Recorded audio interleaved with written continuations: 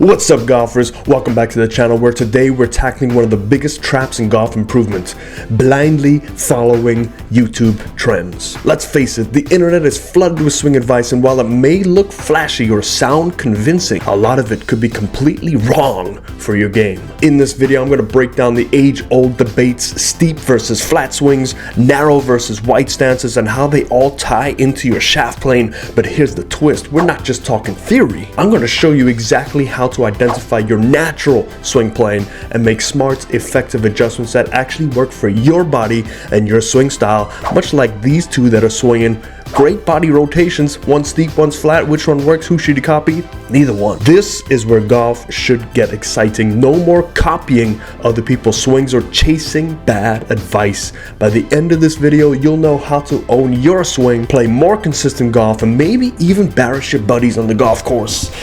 Maybe. Let's just jump in.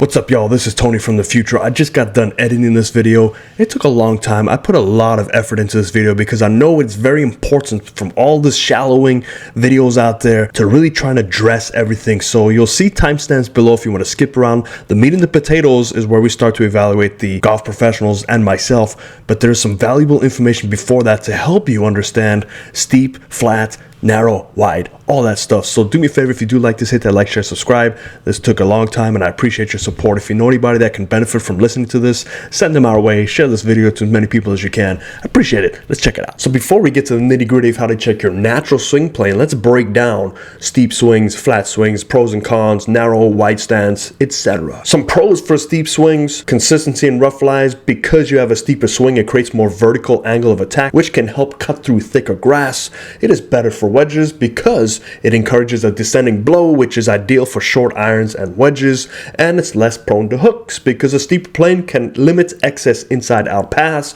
reducing chances of hooking the ball. Some of the cons is it does have loss of power. A steep swing often relies on arms more than body rotation, limiting the distance potential, and it is also prone to slices because a steep swing often comes with an over-the-top move leading to slices. It can have inconsistent ball striking because the angle of attack can create fat or thin shots, especially if the timing is off. Now, some of the pros of the flat swing is it does increase your power. A flatter plane often promotes better body rotation, leading to more club head speed and distance. It can provide a consistent ball flight because a shallow approach can encourage better turf interaction and consistent contact. It can also help reduce slices because a flatter swing promotes an inside-out path, reducing slicing tendencies. Some of the cons: it can be harder from the rough because a shallow angle of attack can make it more difficult to escape thick grass. It can also be prone to hooks because overdoing a flat swing might cause an exaggerated inside path leading to hooks. And it's also timing dependent because a flat swing can lead to inconsistency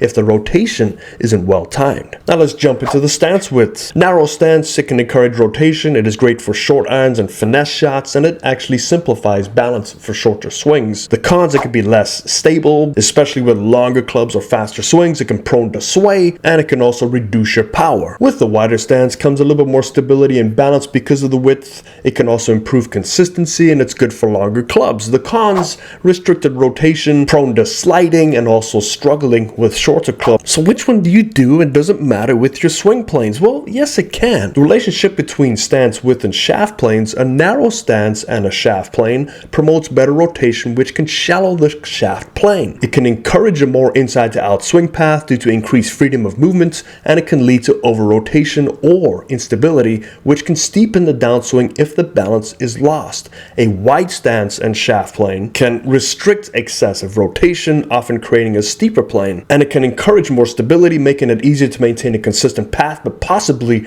reducing shallowing. And finally, can lead to a more upright swing path if the hips don't rotate freely. So stances do have some effect on your planes, but again, which one do you do? I'm gonna try and sum all that jargon up and give you a little bit of advice, but then we're going to actually look at a couple tour swings to show you how to measure your plane. And we're going to do it with them, and then I've got a video myself, and we're going to see how I need to change my swing to adjust my issues. So for the average golfer, if you slice often, narrow your stance slightly to encourage rotation and a shallower swing. If you hook often, consider widening your stance to limit over-rotation and steepen the plane. For stability and power, use a wider stance for drivers and long irons, but avoid overdoing it. For control and finesse, use a narrower stance for wedges and shorter irons to enhance feel and precision. The middle ground, you're looking to balance the shaft plane and stance width for a natural hip turn while maintaining stability and balance for your swing type. But man, that is just way too much information for you to decide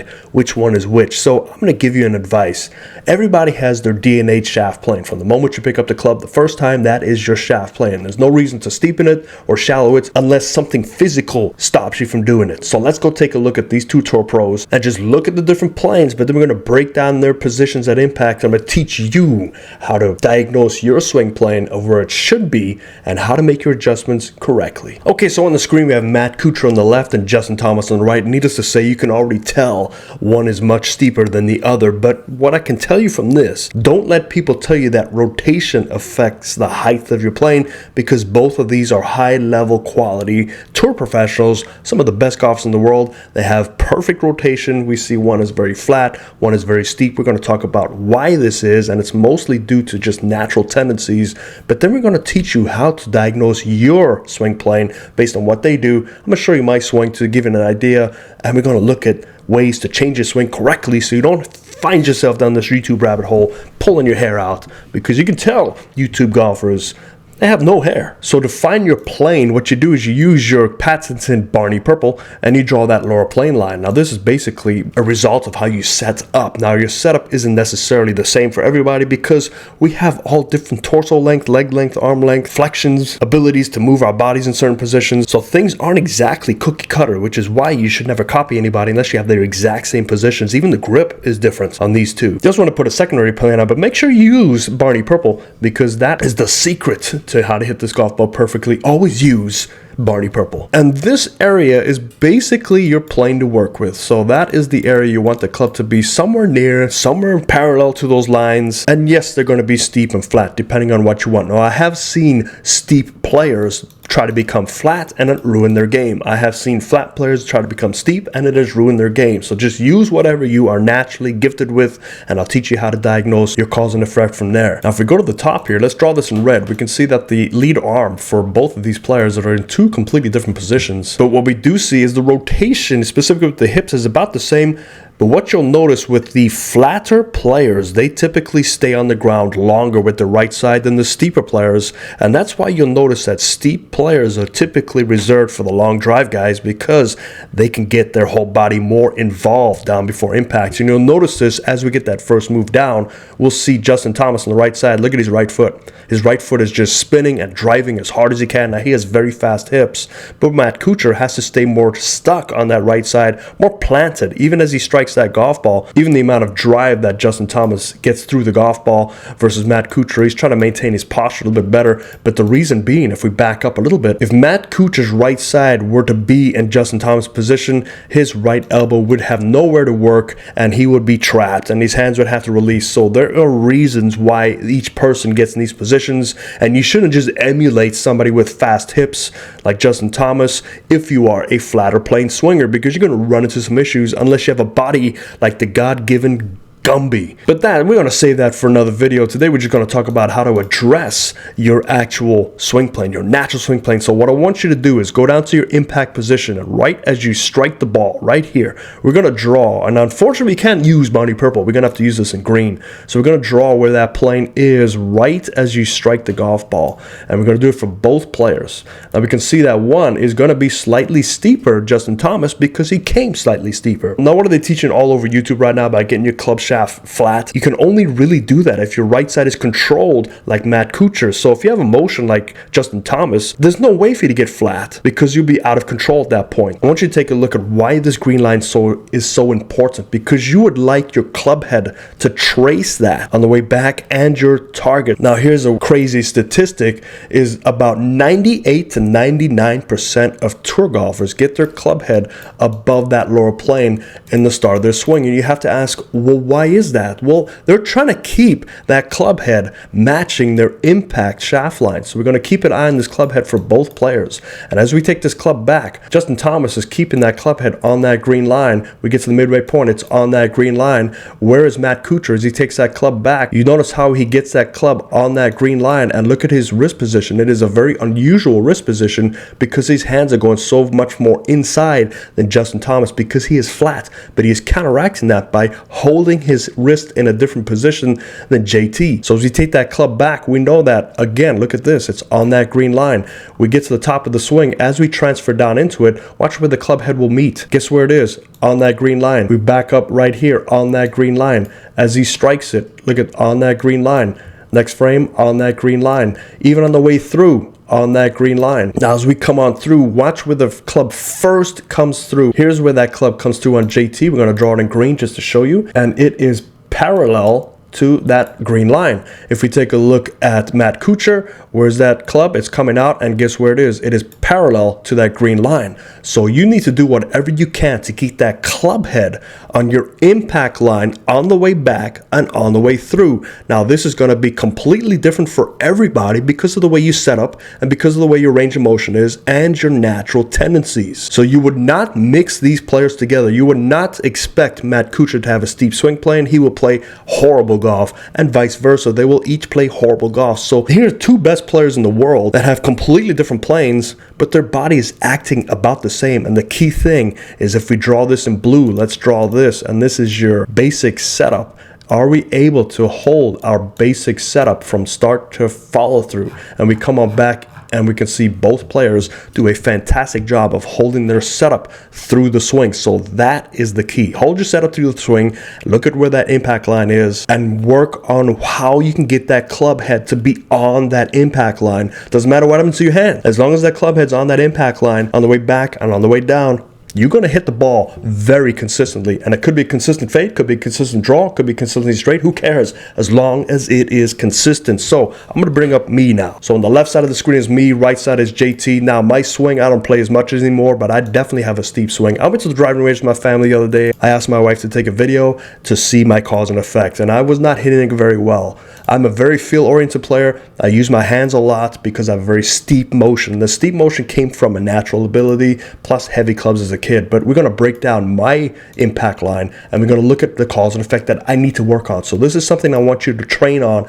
Take video of you down the line, start looking at your impact position, work your way back, and then look at your cause and effect. So let's do the Barney Purple, and we're going to do that lower plane line on each of us, and we're going to start to look at the impact position. So let's go right down to impact. Now what we can see with both of these is going to be obviously a steeper plane because we are both upright swingers. Now if we draw that line right through that shaft, they're going through around about the same, but obviously JT's got a lot more turn than me. But now let's back it up to see that direction of the club head. So if this was me working on my swing, and I noticed this yesterday, and this is what I'm going to work on next time I go to the range, is we could start to see what is going on as I take that club back. So I'm not quite on my plane, so I will draw where I am on the red lines, and we'll see I never quite get to that green line until I get to about here. So that's too late for me. So I have to look at what is causing me. Two ways to fix this. I can feel like my hands are more disconnected from my body, but there's a deeper reason. But I'll get down to what changes I need to do. We go to the top of the swing, we can see both hands are just as high as each other, so we're definitely both steep swingers. But once we start this transition down, we can see this position does not look as good as JT's, obviously, right? So now we can see that club head has just found that green line. Does it stay on there? No, it falls down below it. So there is definitely some disconnection. Right at impact, I try to make up for it, but you'll see my first exit path. Look how low this is. So there is something going on with my plane. Even though my first part of the backswing, you can say, well, that's a pretty good motion because I'm right on plane. I'm not on plane. I am below my swing plane. So let me help you diagnose what's going on. So if this was you looking at your swing, this is what I want you to start to look at. At this point, you can see that this club is below my swing plane. So right as I get down here, it's still below my swing plane. So what does my club have to do to get to that swing plane? It has to move this way. It's not going to happen with rotation because my body's not quick enough to do that. Most bodies are not at this point. So there's only one last thing to help me, and that is that right hand to start to throw the club this way to get that club on plane. So right here's the action. My right hand did throw it on that club plane. I have some center knit issues. I strike it on the toe, and watch what happens as a result. Because my right hand threw too early, my right hand is going to be in that position here. So now my club is below the plane because my right hand threw. Now I have to question myself, do I have to work on my hand position? Let me check one more thing. So let's see why I maybe have to start to modify my hand position to save the golf swing. And let's go back to the beginning. And this is why it's so important to look at your posture. We're going to draw this in blue. We're going to put the back brace line. We're going to do the spine angle line. And we're going to look at the shoulder tilting. Now, the shoulder tilting should be in red. So if I draw this in red, perpendicular, and this is going to be close enough for government work, let's just take a look as I take that club back. I'm doing a reasonable job, but right about here, we can see I start to lose some tilting. So now, if you take a look at my new tilt, we're going to do this in yellow. Look at my spine angle. My spine angle is lost. I'm crashing this way into the golf ball, and my shoulder tilt now is going to level out. So we are starting to tip back. Now, when you tip back, if you remember, if you follow my videos as we come down to impact, when you start to tip back, what is happening to your club? Your club will move down, because if you're starting to stand up, the club will start to come down as a result. Now, that tiny bit of spine loss is causing my club to get below my plane. At this point, I'm not capable enough, I'm not strong enough, and most of us are not, to make that adjustment from here to impact, because that is a blink of an eye speed. I'm going to have to rely on my hands, and my hands make up for it right there, but it's too late. You can already see my posture is lost. Even here, I'm still in this posture here. And as I strike the golf ball, my hands take over, meaning my hands are not the problem. My body is the problem. So the next time I go to the range, I'm making those adjustments. I'm trying to keep my spine angle the same, my setup the same, but my spine angle in the first part of my swing. And it probably has to do with weight distribution. I feel like I'm on my toes too much, and I get trapped to my toes, and that pulls me forward to the golf ball. And then I just have to make up with it with my hands, and that comes down to pure timing. So sometimes I can get away with this, and sometimes you can get away with it because your timing is really good. Other times it is just all over the place. So I hope that helps you at least diagnose your swing. So send me your videos if you have trouble, because I go live Sundays at 6:00 p.m. Pacific Standard Time, and we diagnose golf swings, and I can help you diagnose your swing plane, your true plane, and also your setup to see any issues. But stop trying to flatten your swing arc unless you already have a flat swing arc. Then you're gonna have a problem. Stop trying to steepen your swing arc unless you have a steep swing. Then you don't have a problem. Play with whatever you have and get lessons. It's the only way to get better. Stop falling down the YouTube rabbit hole. Hope that helps you very much. I'll see you next time. Farrah's the Greens.